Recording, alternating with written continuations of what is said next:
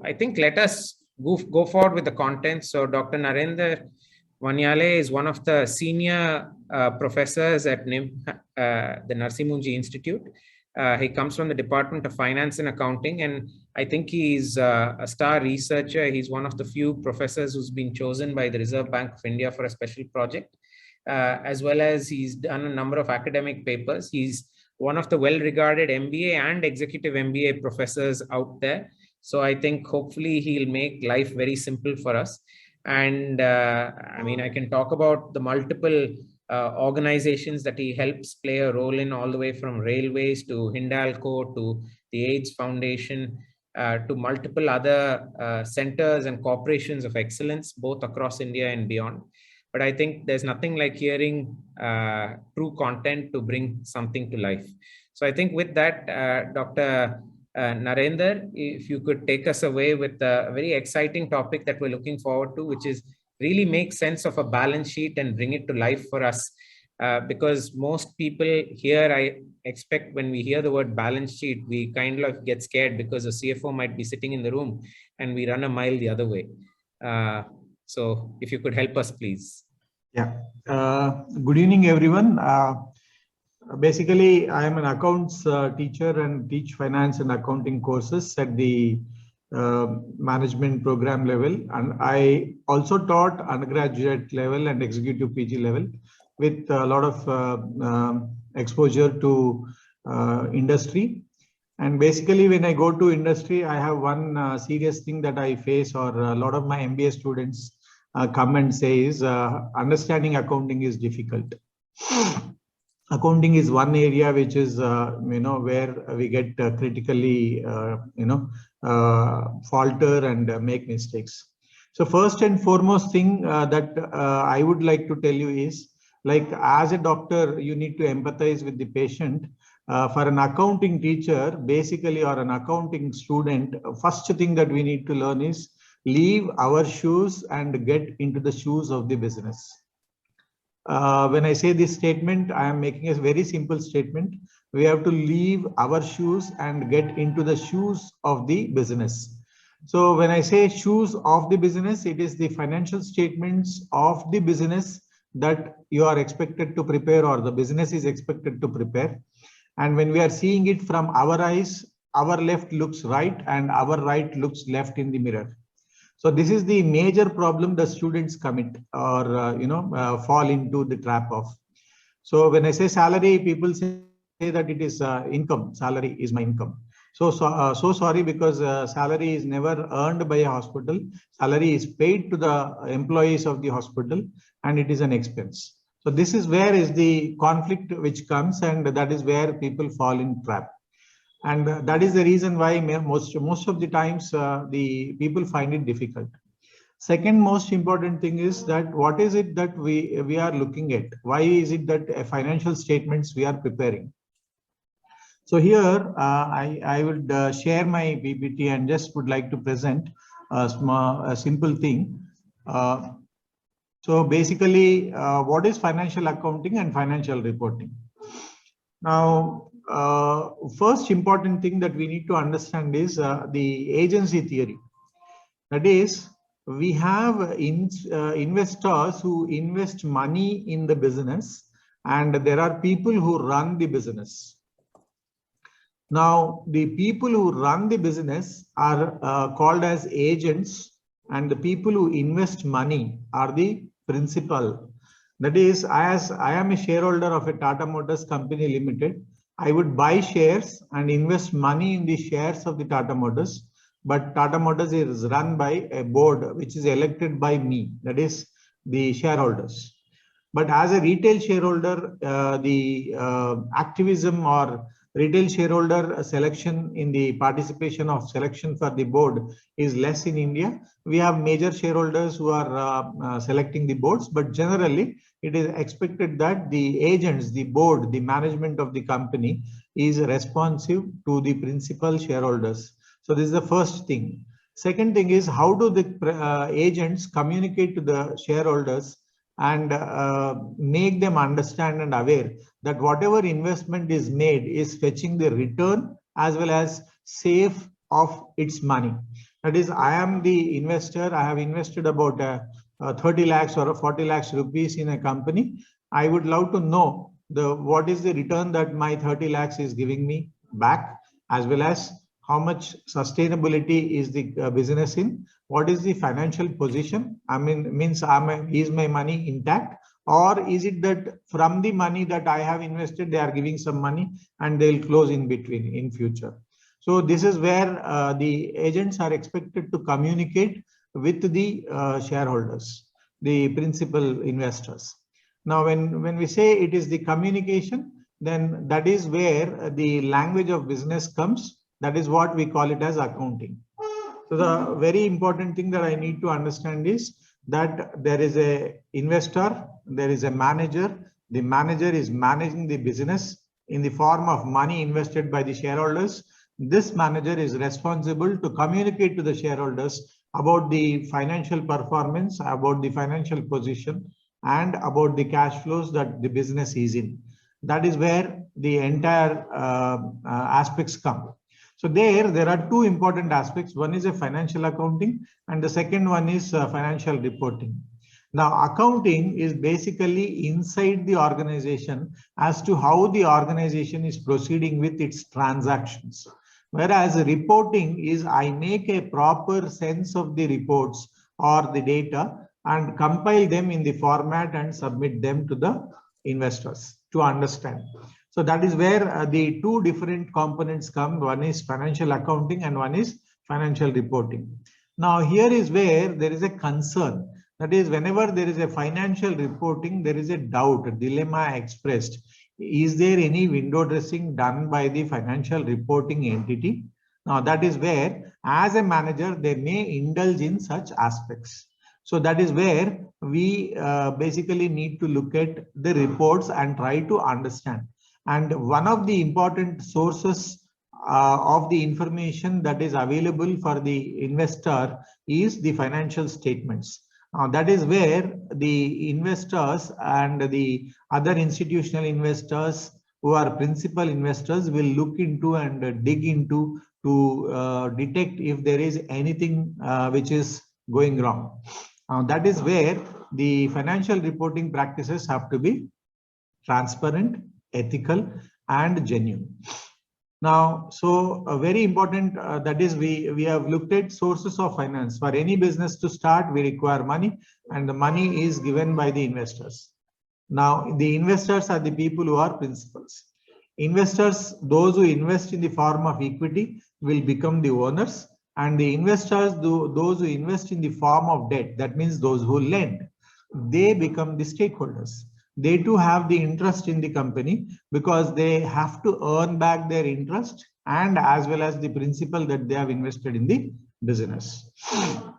The next level of creditors or stakeholders will be the suppliers in the form of debt. I mean, apart from the financial lending, there could be some others who lend in the form of the supplies. For example, for a hospital, there could be supplies of materials like medicine, the operational equipment, the assets, or any other things given on lease. All these people are observing you because they require the financial statements to be submitted. They will audit or they will look at their position, whether you are in a position to repay back or not. That is another area where the stakeholders are there. So basically there will be shareholders and stakeholders. Both shareholders and stakeholders can be classified as insider stakeholders and outside stakeholders.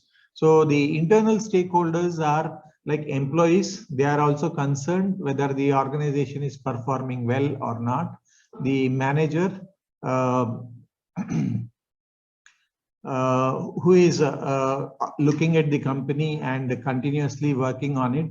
The owners, particularly the shareholders, there could be promoter owners and as well as there would be outside owners.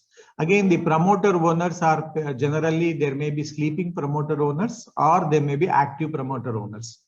For example, if you take Apollo hospitals, the promoter owner is actively involved in the overall process of managing, and there could be some other shareholders who are promoter owners who would not be involving in the managerial or board membership, or they may not be in the board. So actively involving promoter owners and passively involving promoter owners will be available. On the other side, external stakeholders, we have seen the suppliers, those who supply the materials, the society, who are in a way, for a hospital, there is a stakeholder in the form of the customers or the patients. The government, government is seriously concerned about any company's performance on account of many things. The contribution to pollution, the contribution to exchequer in the form of tax, the payment of direct and indirect taxes. The two departments will be looking at.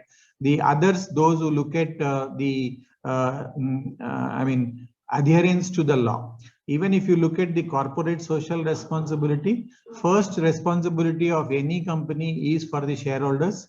The second is the earnings, and third is law of the land. And the law of the land, whether it is been adhered to by any of the company or not, is looked at by the governmental agencies. Then creditors, those who lend the money. The shareholders, as we have seen, who are the owners. But here, when I say owners, internal stakeholders, the shareholders, those who are external in terms of retail shareholders, those who own 1, 2, 10, 15, 20 number of shares, and those who do not get into the board or unaware of what is happening in the board, accepting that they receive the information that you have a voting or something like that, they will be the part of it. And then lastly, customers. Now, once these stakeholders are there, they are seriously looking into your financial statements, and that financial statements, we need to understand what are the financial statements that a company which is listed or unlisted is expected to prepare as per the Ministry of Corporate Affairs, Indian Companies Act 2013. Now, mandatorily, there is a 5 statements that the financial statements have to be submitted, and it has to be rotated through. For example, latest case, if you see Bharat Pay, the Ashneer, who is the promoter CEO and MD, who has been asked to resign, he in his interview to the CNBC, he was saying that every month I send reports, financial statements and performance reports to my investors. Every month I am showing the growth and investment returns to them, and that is what I am doing. Though the listed companies are expected to publish the financial results quarterly, but I publish the reports and send the reports to my shareholders every month. Though 1 month is a very short period of understanding what's happening as a performance, but generally the financial statements are prepared quarterly for the listed companies, and maybe even limited companies, they can have a quarterly reports published and circulated among the shareholders. And a annual report is a standard report that is being published across. So very important 5 statements are: statement of financial performance, that is an income statement; statement of financial position, that is a balance sheet; statement of a cash flow, that is how the cash flew during the year; and there you have operating activity, investment activity, financing activity, so that people understand as to what is happening with more detail than the balance sheet. Statement of other comprehensive is a part of the income statement, but latest with IFRS, that is International Financial Reporting Standards, that we are going to adhere to in the future with total. Of course, let me give a brief idea of what is IFRS and what is the status of India. IFRS is like a standard format for preparation and presentation of financial statements designed at the international level, globally accepted financial reporting practices. We in India have ICAI, that is Institute of Chartered Accountants of India, which is preparing the accounting standards and making the companies adhere to the standards. we are going to merge with and join the IFRS. There are two things what any country could do. One, adopt the IFRS as it is. Two, join them in the future. And we are trying to moderate, that is big countries like US, China, Japan, India, they have their own accounting standards with which take some time for setting the things internally at the local level, at the national level. So they are converging in the future. So the one is adoption, the second one is convergence. The convergence part is going to happen in 2025 is what we have decided, though it has been getting postponed from 2011 to 14 to 18 to 21 to 25 because of a lot of other infrastructural requirements and ecosystem requirements. When I say ecosystem requirements, there's something like a real estate valuation. Most of the times in India, we have real estate in valuers. There's a shortage of real estate valuers commercially. There are people who give the valuation of the real estate, but they give their real estate value with reference to engineering side of it, but they don't give it in terms of commercial. So slowly, steadily, we are developing on that. We have established REIT. We are establishing the agencies to evaluate the real estate in commercial terms, and then look at the other things. So that is one ecosystem. I guess, Professor, yes, what you're trying to say, which will help people bring this to life, is most of these standards pertain to how expenses are sometimes accounted for. So whether it is based on the current period or it's based on how you'd account for inventory utilization. Or it is income classification, right? That's where we will have changes around it. So your example is valuation will clearly have a significant impact on the balance sheet as well as potentially for raising debt from certain commercial institutions. Yes, sir. See, it is like this, sir. Basically, what happens when I'm looking at estimating a value of a company, there are two things that we are looking at as of now. One is a book value of a share. And second then one is a market value of a share. Correct. So if you look at the market value of a share versus book value of a share, there's a huge gap as on now, because we are not making our book values equate to fair value. When I say fair value, that means fair value is a value at any point of time where two parties without any influence negotiate and agree to transfer. So, but just by that logic, yes, I mean, sir, the old British system was quite strongly around book values. The old Indian accounting system is closer to book values, whereas the American system, for better or worse, is more market value driven. Are we expecting that our institutions become more risky as we change some of these practices? Basically, we are all moving from book value to market value, sir, even in our normal routine life, because the overall internationally IFRS has been accepted, and the same, they are also moving towards fair value. And the fair value, what they are saying is the value between the book value and market value gap should be as less as possible. Correct. Though but it is risky. Practically, book values are conservative. Book values are very conservative, whereas market value are very aggressive. Yeah. And also just to touch base and to help most people on this call understand, see, a lot of Indian hospitals are typically owned by clinician owners. So yes, this example of the Bharat Pay, where it was a husband and wife situation with venture capital investors, and I'm sure you can read it in the Ashneer Grover news flashes, as well as his, excuse me, LinkedIn posts, of which I'm a friend of his, as I'm a friend of most of the VC investors in his company. In India, there are lots of related party transactions, right? So most of us, when we set up our hospitals, we will tend to put our holiday expenses into the company. We will have tended to put other expenses that are what we call material to our livelihoods into the company.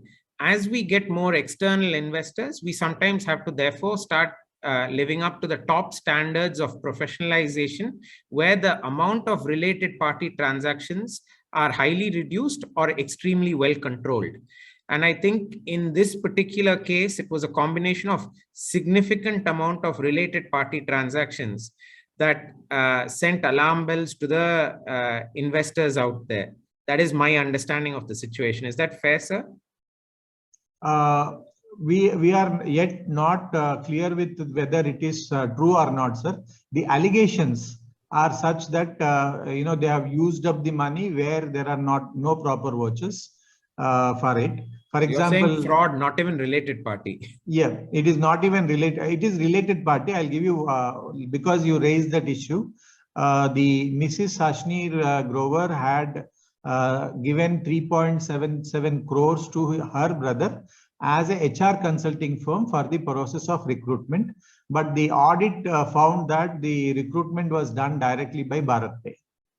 So there one evidence has been proved by one of the agencies, but we need to wait for furthermore investigations and the reports. Yeah. So I think what is more relevant for the audience here is, as companies go from small scale owner driven to professional driven, you typically will quickly remove all these related party ancillary non-professional expenses, how you treat them.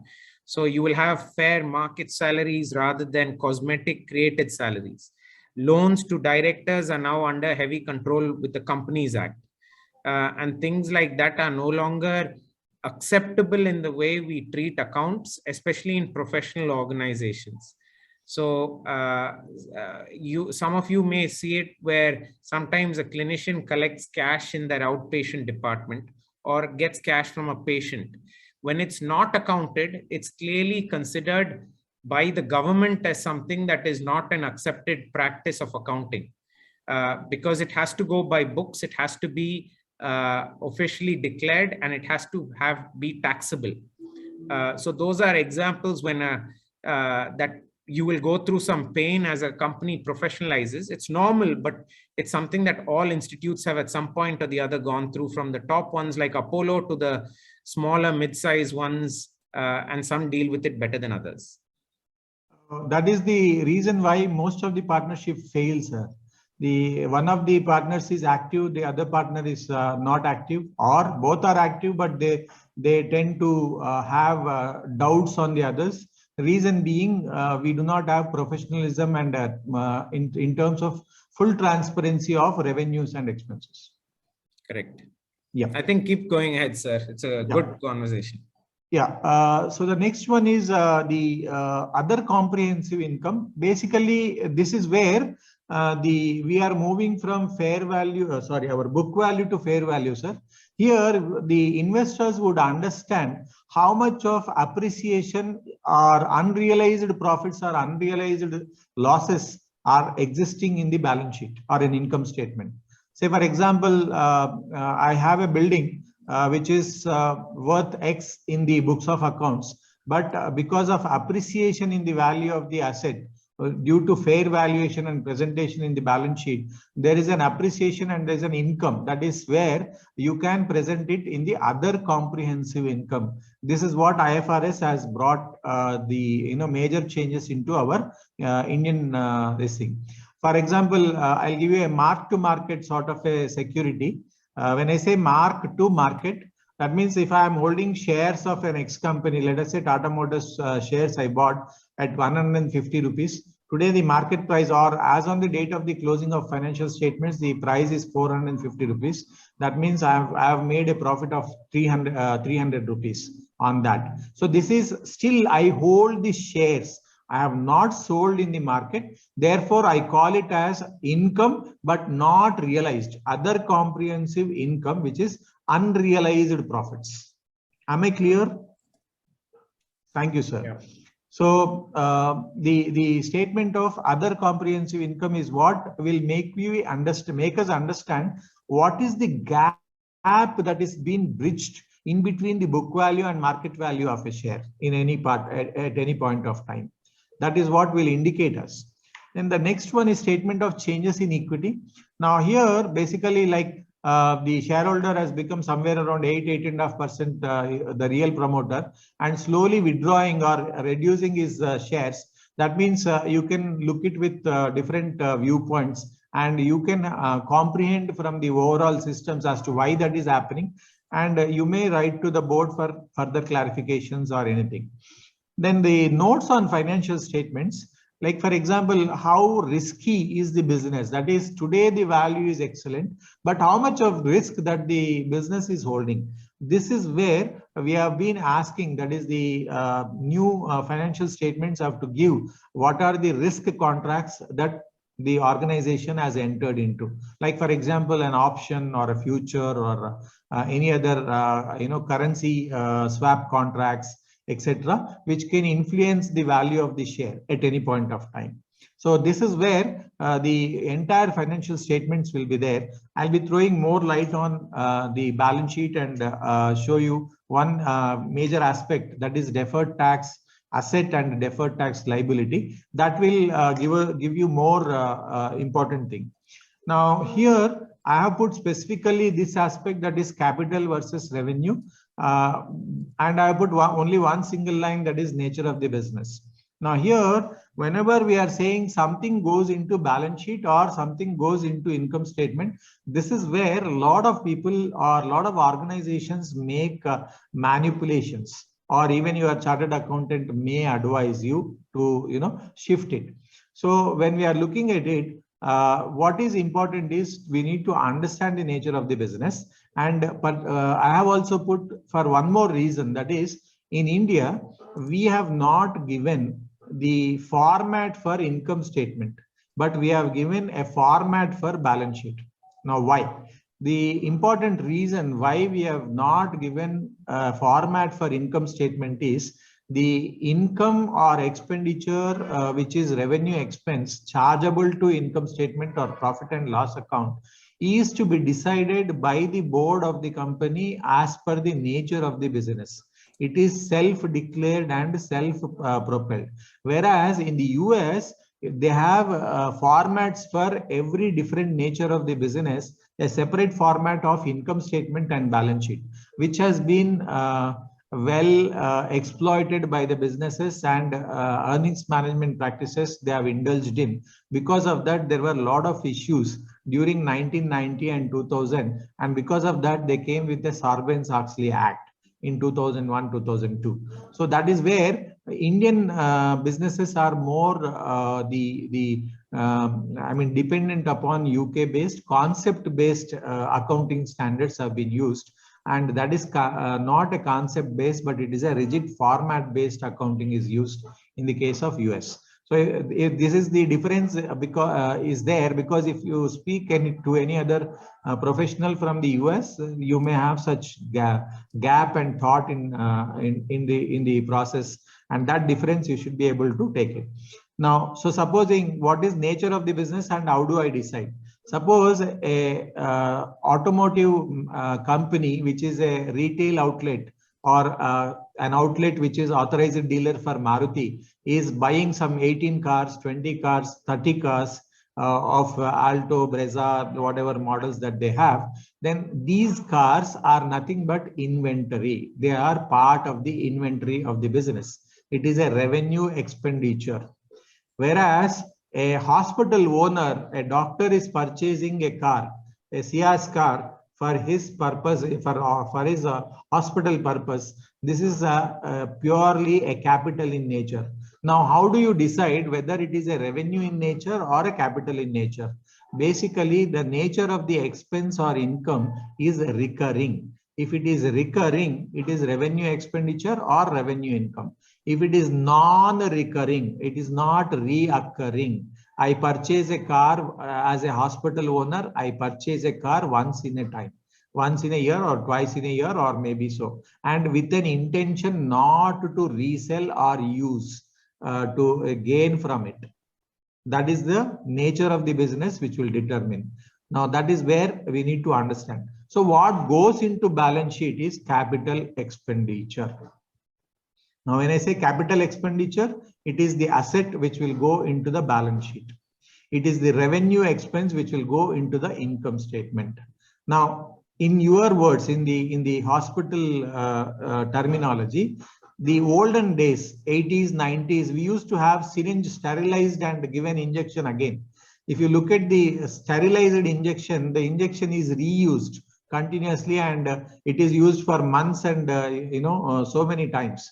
So that means a needle which is used for an year, 2 years, 3 years, which is purchased with use for a longer period of time is a capital expenditure. Now, though it is for the purpose of earning, even your scalpel used in the operation theater purchased once will not be thrown out. It will be used for n number of operations. So it is a capital expenditure, non-recurring in nature. Now, the recurring in nature is the medicine that you give, a pill that you give to the patient, he will consume and it is gone. You have to buy it again to give. A current day syringe which you give and throw, use and throw. One injection you give and then you use it off, or you throw it off in the dustbin. That means it is recurring in nature. So any recurring expenditure will go to expenditure. Any non-recurring expenditure will go to balance sheet. Clear? Next one is basically I have taken Apollo Hospitals to show that how an income statement looks like. So Apollo Hospitals income statement, if you try to see incomes first and expenses later, the incomes are shown as revenue from operations and other income. Now, other income could be anything other than your normal service. So basically revenue from operations include again two, service and operations. Service is doctor service and operations, which is again when you are operating the hospital, you get room rent and other aspects, other incomes that will fall under operations income. So there the expenses which are matchable, again, very important thing is there is a concept in accounting which you need to understand is matching concept. Now, what is this matching concept? Matching concept has got revenue from a business or an operation should be matched with expenses for that operation during that period. So there are two levels that you need to look at.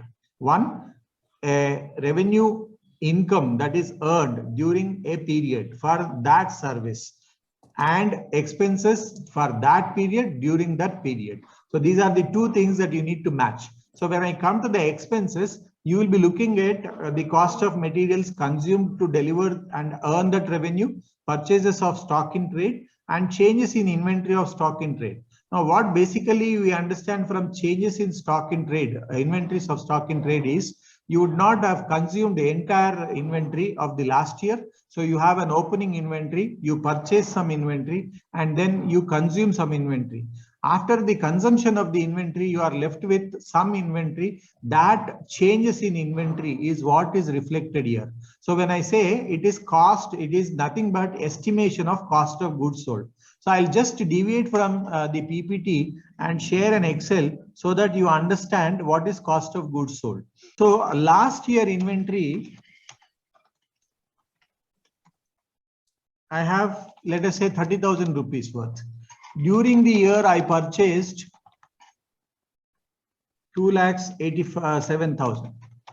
So the total inventory should be there with me is sum of both the purchases and as well as the purchases and opening inventory put together. I should have something like 3,17,000 inventory.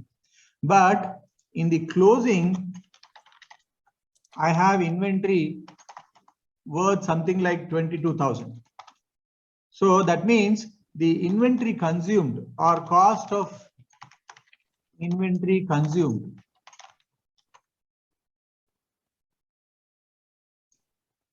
works out to be the total inventory that I had, but I have only. That means this is the amount of inventory that I have consumed. So when I am presenting, what I do, I don't present these two figures, but I will present only the difference in the figure. So what I present is, I purchased this much inventory and there is a change in the inventory, which is, so opening inventory minus closing inventory, 8,000 positive.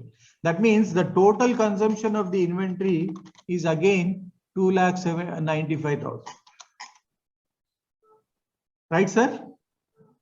So this is what an annual report will not present in the cost of goods manufactured or cost of materials consumed. It will present like this. That is purchase of inventory, cost of materials consumed, stock in trade, and changes in the inventory. This is the changes in inventory which will adjust these two to make it cost of goods sold, or cost of goods consumed, or cost of services consumed.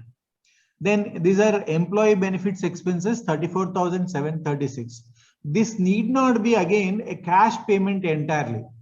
Now, when I say, when we say employee benefits expense, the employee benefits expense includes the amount credited to PF, the amount credited to pension and gratuity, if any. There may be some companies you may have pension and gratuity. So an employee at the time of leaving for the services rendered by him for more than 5 years may have gratuity. And an employee who is working for longer period of time may have the provision of payment of pension. So for that, the employee benefits are charged for that year in that year only. It on the basis of accrual. But when I pay the money, I would not have paid that money to that person. Am I making sense, sir? Right, sir. Then the finance cost, that is interest that is on the borrowed funds, depreciation and amortization, and other expenses. Now, this depreciation and amortization has got a serious implication in terms of payment of tax. Now, when I say payment of tax, for the purpose of tax, a separate financial statement set is prepared. For the purpose of financial reporting, a separate set of financial statements are prepared.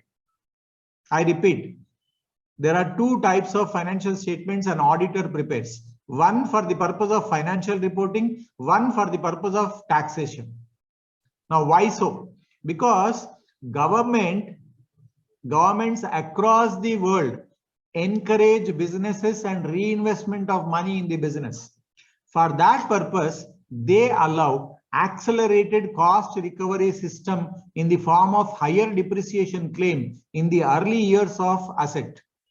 In the early years of asset, you can claim higher depreciation and pay lesser tax.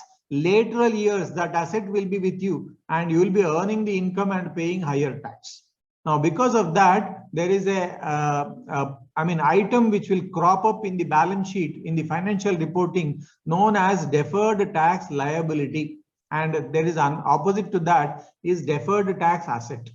Now, how does that happen? We will look into in the future discussions. You can ask me for that any doubts. I have some 5 chat messages. Looking at it, there is only SKK. We are able to see slides clearly through. Okay. We are able to see slides clearly, though if you need some explanation to understand, that we can help with. Sure. Any doubts, you can please raise your hand. We can always respond to it. My thought is that even if I am speaking something less, even if you are learning less or understanding less, we need to be clear with them instead of learning entire thing without having clarity. Yes, sir. Dr. Santosh Kumar. Yeah, I just wanted to know the difference between the operating revenue and the revenue from operations, and Sir, why do you use these two terms? Yeah, see, revenue from operations, there are two things, sir. In the Apollo case, one, they said service. Two, they said operations of the hospitals. Okay. Yes. Yeah. So services is doctors' services and fees and consultation. Operation is we are operating the hospital. We have a room. We charge room rent. We have pharmacy where we get pharmacy supplies. We supply to the patients. There is a margin. Yes, so my question was revenue, operating revenue. Sometimes we also, yeah. Operating revenue is that only, sir. Your business operation revenue. What about the income minus cost of goods sold? No, sir. Revenue from operations, deducting the other expenses, you will get operating revenue. Yeah, that's what I was. Yes. No, this income statement is a format which is being used across in the annual reports. For us, when I do, I'll show it in the Excel. So when I say in the Excel, if I'm writing for my purpose, I'll say revenue from operations. Revenue expenses for operations. So this is gross margin. Clear, sir? Yes. I just wanted because I mean different way of reporting. So you know that we calculate gross margin and then some places. Yeah, this is for internal purposes. Yes. This is for annual report. The one which I am showing with reference to the annual report. This is for annual report. All annual reports, including any other company which is listed and presenting the financial statements, they don't show gross margin. They'll show like this one. It is we who are going to go backward and rework our financial statements. Fine. So this will make us understand profits before exceptional item and tax, profit before tax, tax expenses, current tax and deferred tax. You can see current tax and deferred tax. Now here, this deferred tax is what we will try to understand now by looking at it. I have an example which is already there in Excel, but I will show you fresh so that you can understand, because the existing Excel generally if I show and pass it on, you will not be able to read it. So I'll just show you a fresh one. So what generally happens is there are two purposes for which the reporting is done: financial reporting and tax accounting.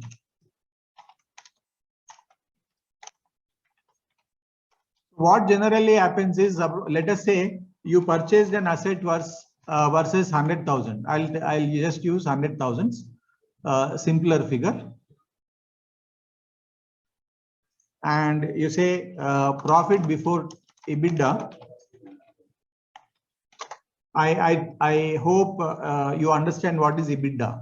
EBITDA, again, I'll put a format: earnings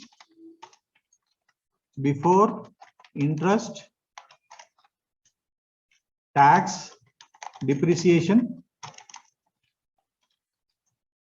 and amortization. I can present the ready-made Excel, sir, but generally understanding will be difficult. That's the reason why I'm writing again. So let us say your EBITDA is 60,000 and your interest is 0. So you get EBT, sorry, it should be depreciation and amortization first, is around 20,000.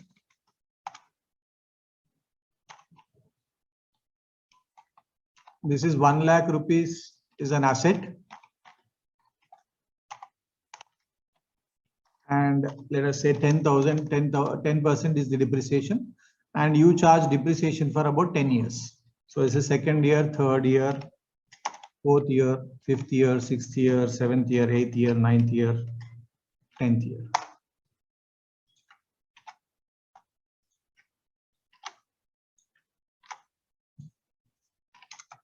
So I'm assuming the same income and depreciation, though it will not be same. This is only for understanding. So you get EBIT without DA, that is depreciation and amortization.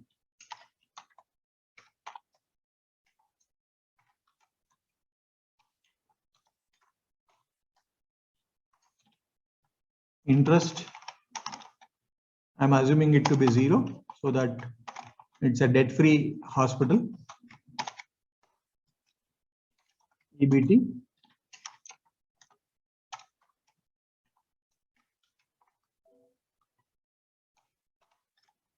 Okay, sir. Now, if you are looking at the tax at the rate of, let us say, tax at the rate of 25%.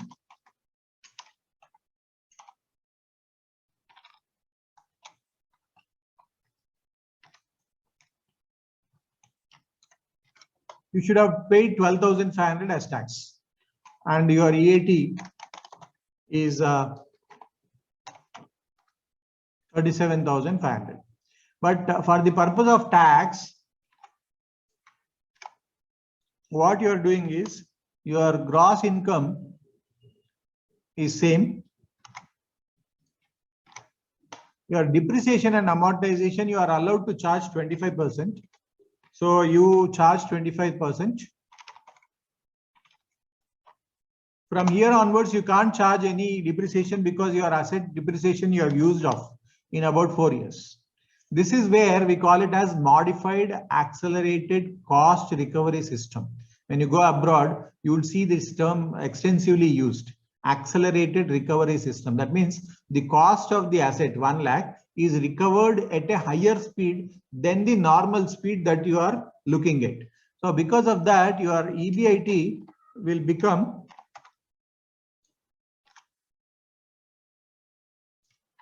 like this. And then interest, as we have taken in the above case, it is 0. So your EBT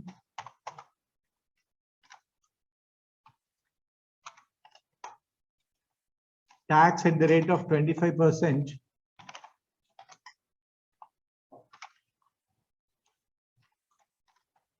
So do you would you like to take this benefit, or would you not like to take that benefit and pay tax of 12,500?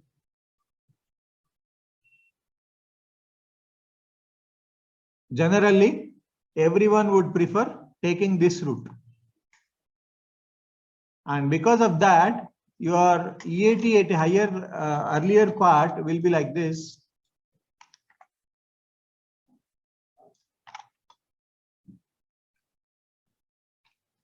So here I am creating one more deferred tax liability. Now what is a liability? Now the tax that you should have paid minus the tax that you have paid. This is the amount that you are not paying to the government in year 1, year 2, year 3, year 4. It's almost same, you can see. You can see this is the figures that you are taking. Right, sir? Now, the same thing when I go here, you can see it is becoming negative. That means you will start paying higher taxes from the year 5 onwards. You will start paying higher taxes from year 5 onwards till the 10th year. And if you try to sum up these four deferred tax liabilities, positive things, and the 6 negative things, it will be same. It is a zero-sum game. If I sum it up at the end and look at the total, it will be 0.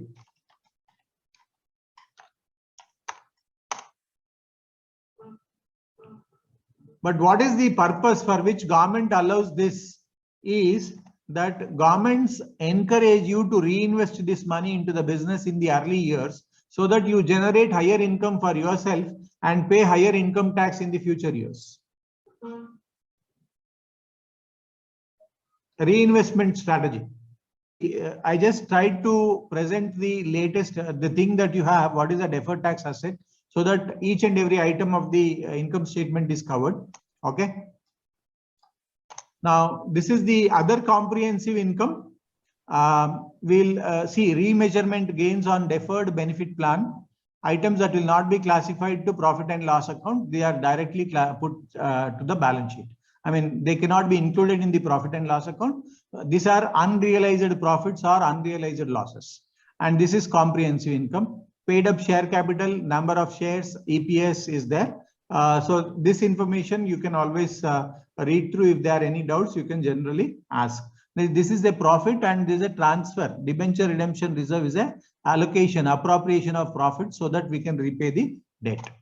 Now coming to the segments of income generation, this is healthcare for services, pharmacy for Apollo. You can have different segments and classifications and present them.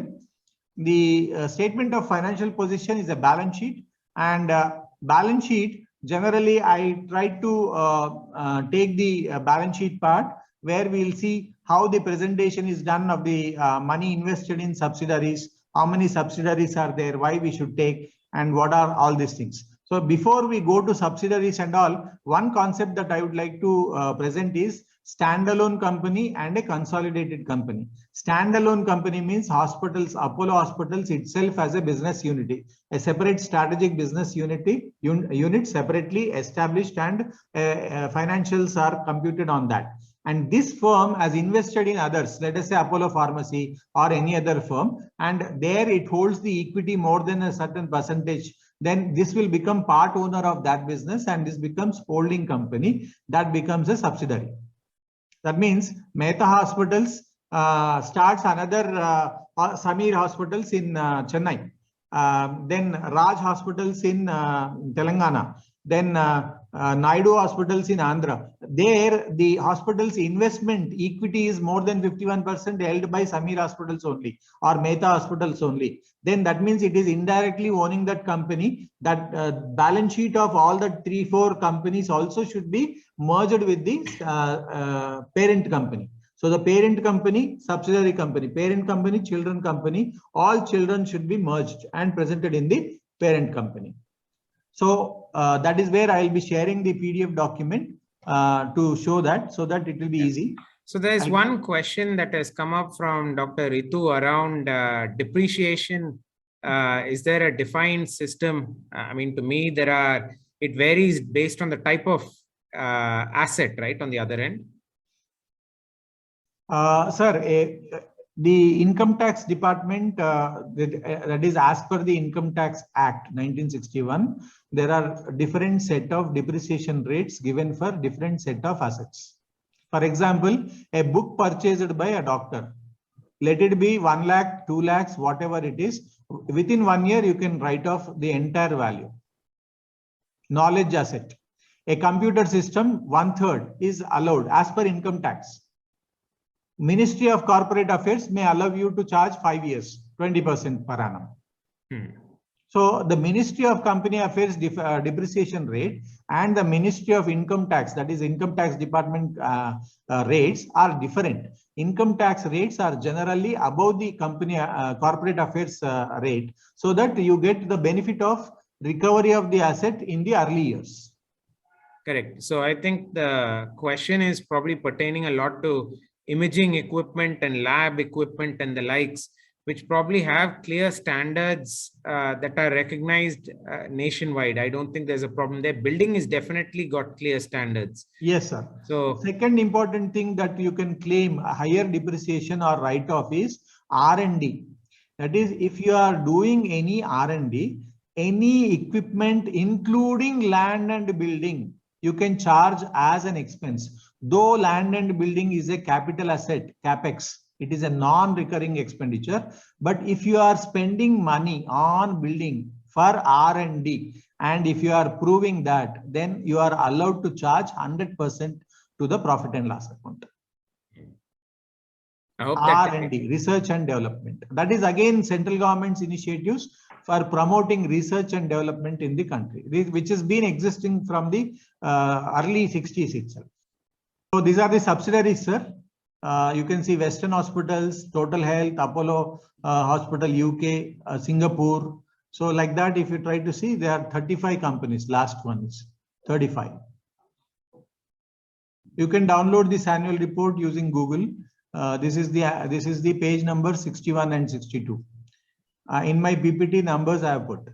Secondly, shareholding pattern. It has to present the shareholding pattern, that is statement of changes in equity. Then this is the pattern of holding, public shareholding, and the FIIs, banks, institutions. What is the percentage? Shareholding of promoters.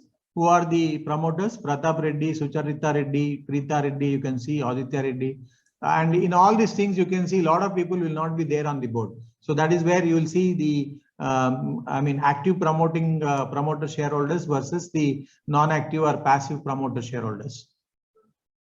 So from here onwards, you will see all that, sir. Now going to the financial statements, that is the 122 promoters. Now many subsidiaries. 1 second, sir. Yeah, it is 127 page number. So I'll just type here 127. Yeah, you can see balance sheet, property, plant and equipment, right to use the asset. This is the same pattern which has been used across for all the companies. May it be a manufacturing company, may it be any other company. You will see that the same pattern or format is used. First, the non-current assets, the current assets, the equity, and then non-current liabilities, current liabilities.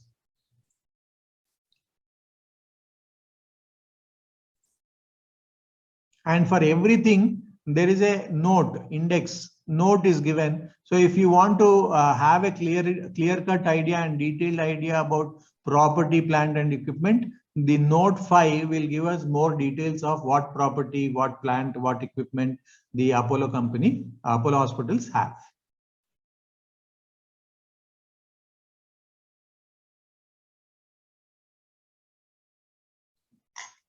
Followed by cash flow, statement of cash flows. Now, this is where the gap will be there in terms of the understanding. Expected credit loss on trade receivables. I mean, again, here, if there is any working capital changes, etc., which will be adjusted. Loss on sale of property is a non-business expenditure, which is added back. So why it is added, why it is adjusted, and all that takes a lot of time for understanding and explanation. So we'll not go with that. I prepared up to balance sheet so that, you know, I do it off. Sir, there are two doubts. One, Rakesh Shah, Dr. Rakesh Shah has asked, sir, can we have some thumb rule for balance sheet, like percentage of material cost or manpower cost or any other? I do not know the thumb rule. Maybe Professor Samir has to tell. Dr. Samir. No, I think there are plenty of thumb rules out there ranging from 30%. I mean, it's basically anywhere from 20 to 35%, depending on if you're tertiary care for materials. Then it's how you treat your doctors. If you have more salaried doctors versus fee for service, the percentage of manpower costs is quite variant. If you outsource a lot of your service, it sometimes doesn't fit into manpower costs. We add it back because for us, even though it is an outsourced cost, it's a manpower related cost. So I think there are multiple thumb rules out there. The thumb rules only help you to a certain expense, because as the saying goes, the angel's between the lines and the devil's in the details. Things like utilities, for example, even though it is as a percentage not very big, it's one of the most influenceable parameters that you will have. Whereas, for example, manpower cost, what are you really going to do, right? You don't have that much flexibility and luxury to change things. Then another example of something that tends to get hidden in the expense statement is the AMC cost every year of certain equipment. So we look at AMCs every year, preventative breakdowns. So we look at unforeseen costs every year that were not part of the budget from the previous year, and how we can avoid them for future years. So I think, you know, this concept of rule of thumbs, there are enough out there. I'm sure if you Google, you'll find a couple of rule of thumbs, but they are like, I call MBA 101. The reality is people who come to CAHO are MBA 1001, meaning that by now that you've got experience to go along with the gray hair and no hair, so that hopefully it will tell you where to start looking. But examples that I would look at are the type of hospital. If you've got if it's, for example, tertiary care with a very low manpower cost, then it's suggestive that as a percentage, more is hidden in areas like outsourced teams or maybe you've got things that people are buying materials from outside, and therefore you have material cost issues. So as the saying goes, there are lots of areas you can hide. The other thing I don't think I need to talk about, sir. You can look at it.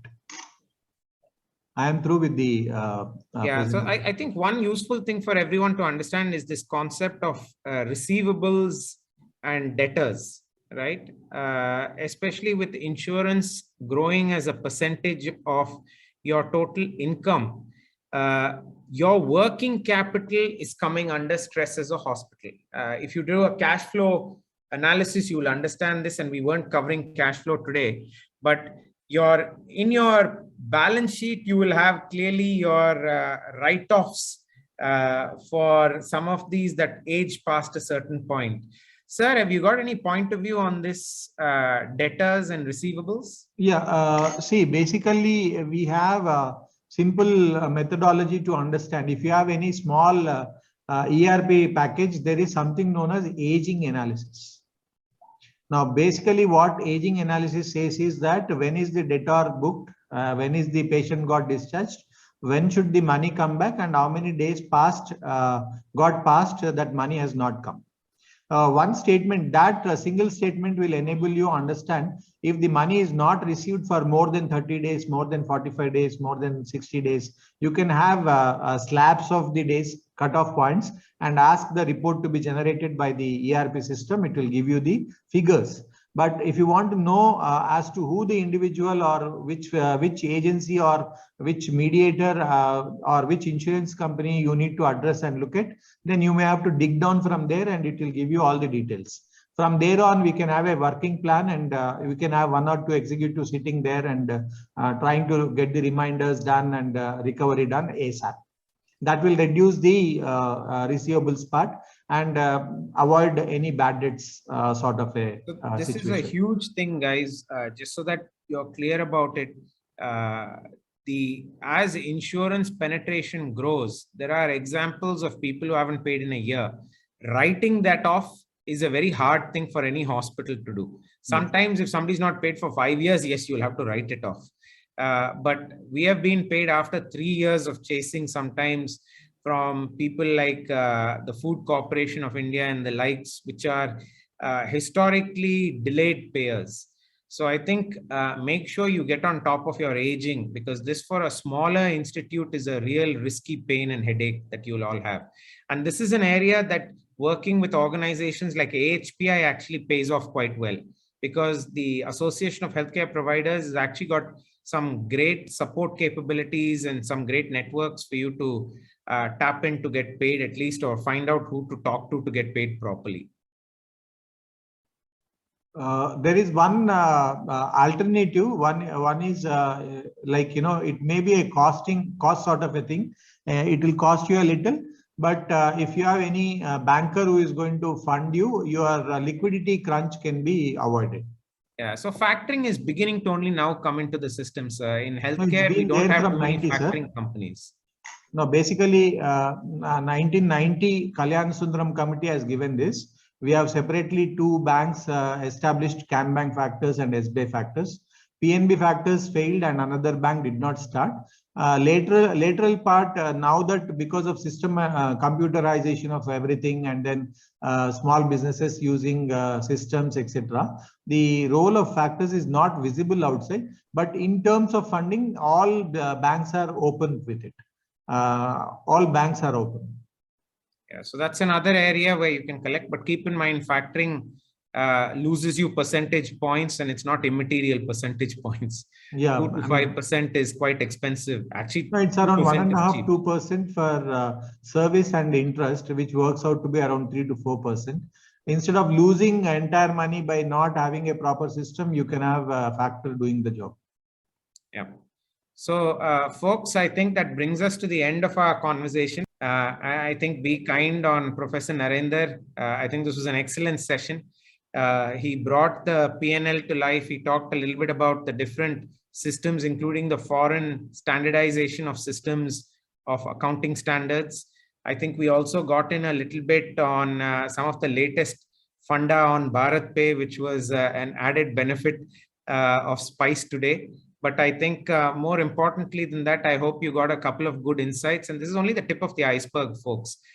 This is one of the least understood perspectives on healthcare. I was happy to see at the peak we had over 80 participants for a relatively tough subject and a standard subject. This was great. I always find that more people are excited to learn about Excel, PowerPoint, and communication and human resources than finance. But sometimes it's the CFO who runs the rest of the folks' life, positive or negative. So I think with that, Professor Narender, the entire team at Narsimunji, Tapan, Sriram, Santoshji, and many others, thank you kindly for a wonderful session.